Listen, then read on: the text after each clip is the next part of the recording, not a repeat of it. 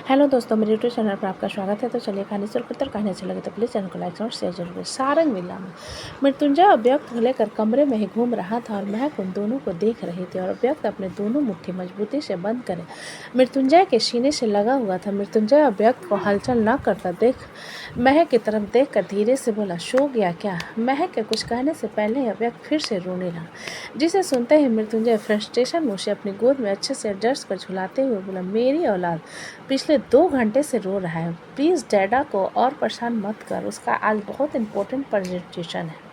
लेकिन अव्यक्त को तो जैसे आज मृत्युंजय की नींद हराम करने की ठान चुका था। वो बुरी तरीके से रोए जा रहा।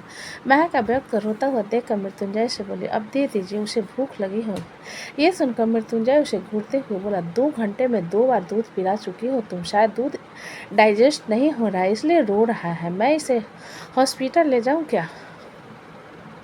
महक मृत्युंजय की बात पर बोली, ठीक है, हॉस्पिटल चलते हैं। मृत्युंजय अपना सिर नहीं में हिलाकर बोला, तुम आराम करो, मैं इसे हॉस्पिटल लेकर जा रहा हूँ। महक बिस्तर से उतरते हुए बोली, कोई ज़रूरत नहीं है, हम दोनों साथ चलेंगे। मृत्युंजय अपना सिर हिला देता है और महक अपनी साड़ी को ठीक कर लेती है और मृत्युंजय, जो कि पहले से ही लोवर और टी शर्ट में था, दोनों अव्यक्त को लेकर नीचे आते हैं। रचना, जो कि पानी पीने के लिए नीचे आए हुए थे, उन दोनों को अव्यक्त को लेकर जाता हुआ देख कर बोली, तुम लोग इस वक्त कहाँ जा रहे हो? मृत्युंजय रचना की बात सुनकर बोला, चाची, ये 2 बजे से रो रहा है और अभी तक चुप ही नहीं हुआ, इसलिए हम इसे डॉक्टर के पास लेकर जा रहे हैं। रचना मृत्युंजय की बात पर गहरी सांस भरकर महक की तरफ देखते हुए बोली, महक, तुमने इसे दूध पिलाया? महक अपना सिर हिलाते हुए बोली, हाँ चाची, मैंने इसे 2 बार दूध पिलाया, लेकिन ये चुप नहीं हो रहा है। क्या इसे कहीं दर्द हो रहा है? जिसे सुनकर रचना मृत्युंजय की गोद से अव्यक्त को ले इसे धीरे धीरे झुलाते हुए महक से बोली, क्या इसने ढकार ली जब तुमने दूध पिलाया? महक अपना सिर नहीं में हिलाते हुए बोली, नहीं तो इसने ढकार नहीं ली। रचना अपना सिर हिलाते हुए मृत्युंजय की तरफ देख कर बोली, अब तुम उठ चुके हो तो एक काम करो, इसकी सिकाई करते हैं। सरसों का तेल हल्का गर्म करके ले आओ और थोड़ी सी आग भी, तब तक मैं इसे डकार करवाती हूँ। इतना कहकर रचना अव्यक्त को सीने से लगाकर उसके पीठ को धीरे धीरे थपथपाने लगती है और झुलाने लगती है। महक और मृत्युंजय एक दूसरे को देखने के बाद, जैसा कि रचना ने कहा था, करने लगे। कुछ देर बाद अव्यक्त बिल्कुल चुप हो गया था। महक अव्यक्त को चुप देख कर राहत की सांस लेते हुए रचना से बोली, मुझे लगता है कि मुझे बहुत कुछ सीखना बाकी है। रचना अव्यक्त के सारे कपड़े निकाल कर उसे तेल से मालिश करते हुए बोली, ऐसी कोई बात नहीं है महक, धीरे धीरे सीख जाओगी।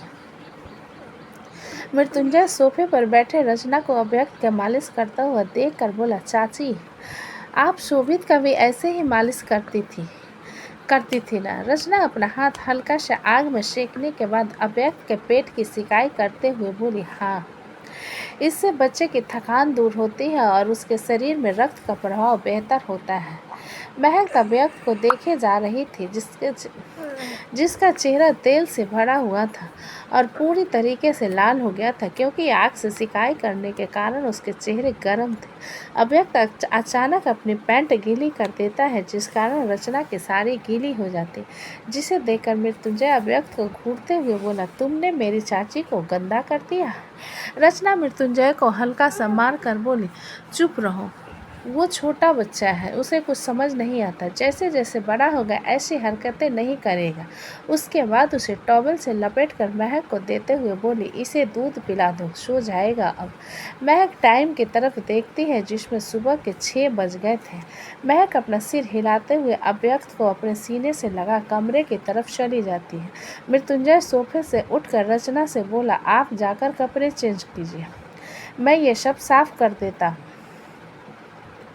मैं सुरेश को बुला देता हूँ, वो साफ कर देगा, वैसे भी सुबह हो चुकी है, तुम जाकर रेडी हो जाओ, रचना ने कहा। जिस पर मृत्युंजय अपना सिर हिलाकर कमरे की तरफ चला जाता है। मृत्युंजय कमरे में पहुँचता है तो देखता है अव्यक्त बड़े आराम के साथ सो रहा था, जिसे देखते हुए मृत्युंजय औंधे मुँह बिस्तर पर गिरते हुए बोला, फाइनली ये सो गया, पूरी रात की नींद हराम कर दी। महक मृत्युंजय की बात पर उसे घूरते हुए बोली, एक दिन जाग गया तो आप ऐसा कह रहे हो? मृत्युंजय अपना सिर नहीं में हिलाकर बोला, मैं कोई बहस नहीं करूँगा, मैं जा रहा हूँ फ्रेश होने के लिए, तब तक तुम भी सब कुछ संभाल लो।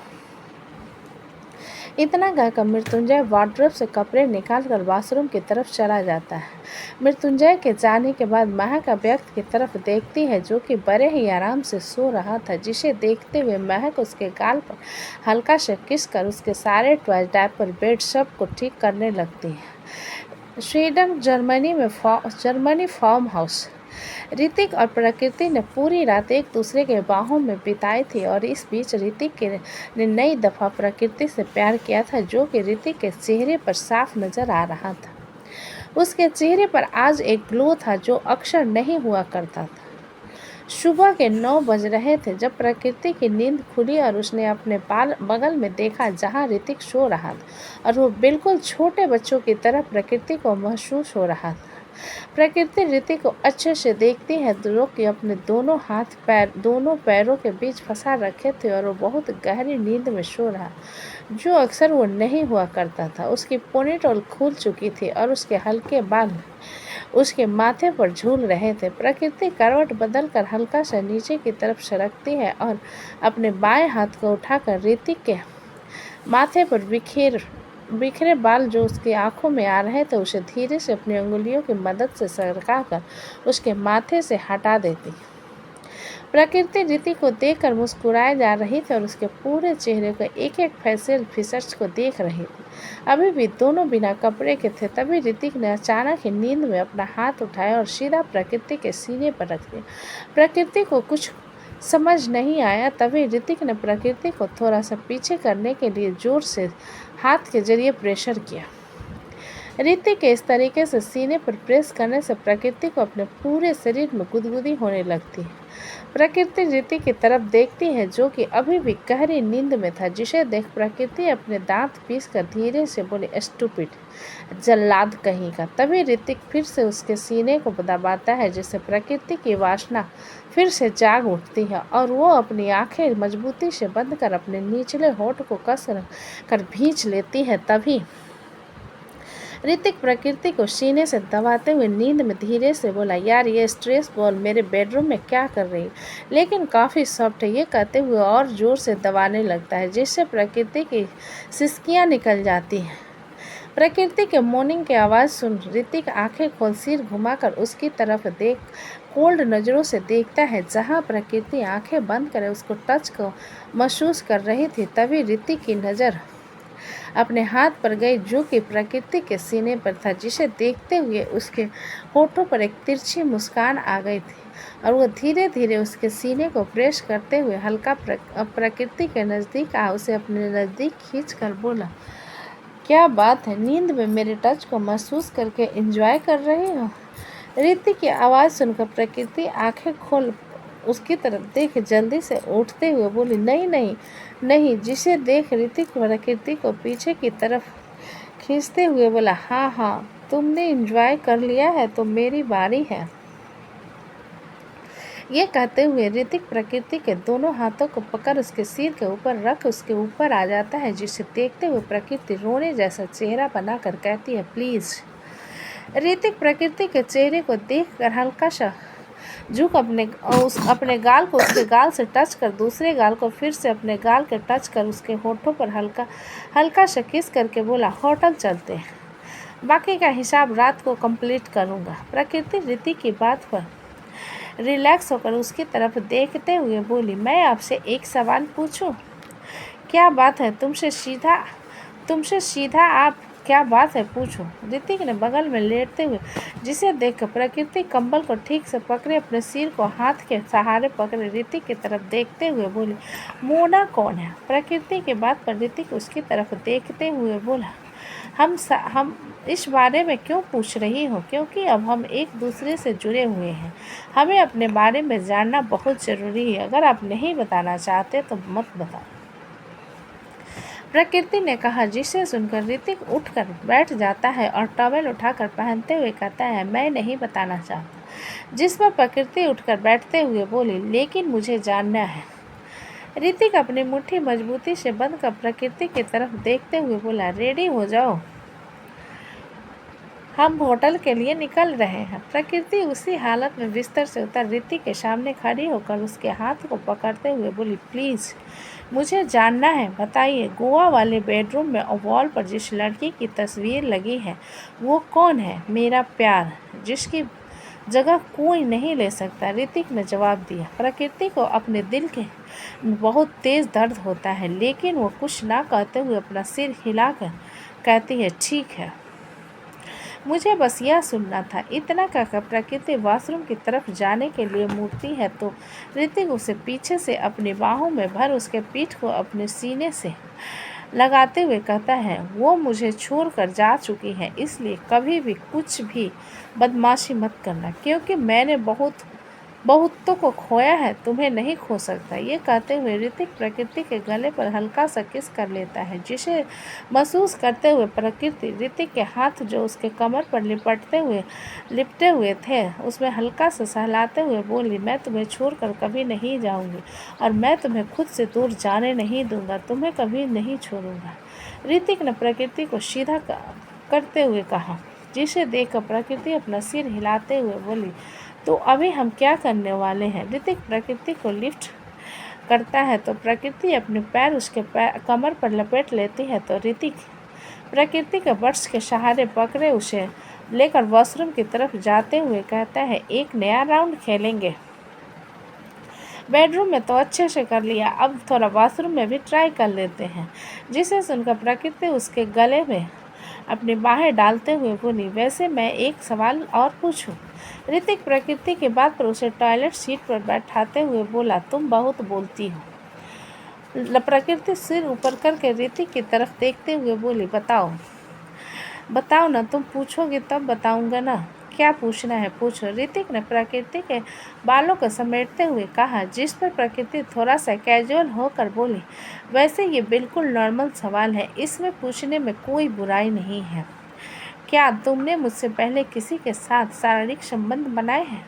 ऋतिक प्रकृति के बात पर उसकी आंखों में आंखें डालकर बोला, तुम्हें जलन हो रही है कि मैं तुमसे पहले किसी और के साथ फिजिकल हो चुका हूँ? प्रकृति अपना सिर नहीं में हिलाकर बोली, बिल्कुल नहीं, और मुझे फ़र्क नहीं पड़ता, क्योंकि लड़के कुछ भी करें कोई फ़र्क नहीं पड़ता, लेकिन लड़कियों को वर्जन होना चाहिए। जिसे सुनकर ऋतिक प्रकृति के चेहरे को पकड़कर बोला, क्या मैंने कभी तुमसे कहा कि तुम मेरे साथ फिजिकल क्यों नहीं होती? प्रकृति ऋतिक के आंखों में देखते हुए बोली, शादी के पहले तक तो सिर्फ किस चलती थी और तुमने मेरी पहली किस ले ली, मैंने कभी किसी को किस भी नहीं किया था। ये सुनकर ऋतिक प्रकृति के गाल पर अपने होंठ रख चलाते हुए उसके कान में अपनी मदहोश कर देने वाली आवाज़ में बोला, तुम्हारे साथ इंटीमेट होने से पहले मैं कुंवारा था। प्रकृतिक ऋतिक को खुद से दूर करते हुए, झूठ बोलना पाप है, नदी किनारे सांप है और किनारे पर बैठा सांप तुम्हारा बाप है। ऋतिक प्रकृति की बात पर उसे घूरते हुए बोला, क्या कहा तुमने कहा कि तुम कुंवारे थे कल तक, लेकिन आज नहीं हो? मतलब मुझसे पहले तुम्हारी गर्लफ्रेंड के साथ भी तुम्हारा कुछ नहीं हुआ था? झूठ बोलते हो मुझसे। प्रकृति ने ऋतिक को घूरते हुए कहा, जिस पर ऋतिक अपने दांत पीस कर बोला, मैंने मोना को अपने बच्चे की तरह पाला था। हम दोनों की सगाई हो चुकी थी, लेकिन मैंने कभी उसके साथ कुछ नहीं किया था, क्योंकि वह छोटी थी और आपका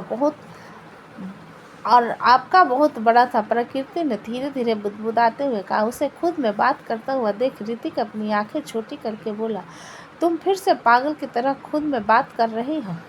प्रकृति जल्दी से अपना सिर नहीं में हिलाकर बोली, चलो, मुझे कोई गम नहीं है, हम दोनों कुंवारे थे, अब नहीं है, मुझे बहुत एक्साइटमेंट हो रही है। ये कहते हुए कि प्रकृति मुचमुचाने लगती है, उसे अपने अंदर एक अलग सी खुशी महसूस हो रही थी। ऋतिक के वर्जन होने की बात सुनकर उसके चेहरे पर साफ नज़र आ रहा था। ऋतिक प्रकृति को इतना खुश देख जाकर बाथ टब में बैठते हुए अपने हाथ आगे बढ़ाकर बोला, इधर आओ। प्रकृति आकर ऋतिक के अपोजिट डायरेक्शन में बैठते उसके चेहरे को देखते हुए, एक बात बोलूं, मैंने कहा ना, तुम बहुत ज़्यादा बोलती हो।